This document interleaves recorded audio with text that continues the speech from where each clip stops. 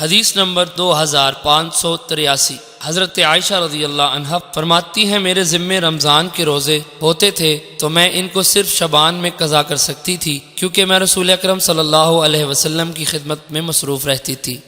حدیث نمبر 2584۔ ایک اور سند سے بھی یہ روایت منقول ہے۔ اس میں راوی فرماتے ہیں میرا خیال ہے کہ حضرت عائشہ رضی اللہ عنہا کی یہ تاخیر رسول اکرم صلی اللہ علیہ وسلم کے پاس خاطر کی وجہ سے ہوتی تھی۔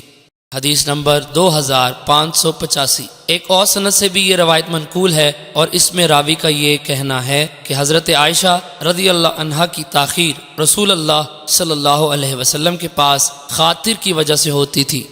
حدیث نمبر 2586۔ ایک اور سند سے بھی یہ روایت منقول ہے، لیکن اس میں یہ بات مذکور نہیں کہ آپ کی وجہ سے یہ تاخیر ہوتی تھی۔ حدیث نمبر 2587۔ حضرت عائشہ رضی اللہ عنہ سے مروی ہے، فرماتی ہیں کہ ہم میں سے ایک رسول اکرم صلی اللہ علیہ وسلم کے زمانہ باری کے دنوں میں روزہ چھوڑ دیتی تھی اور روزہ رکھنے پر صرف شعبان کے مہینے میں قادر ہوتی تھی۔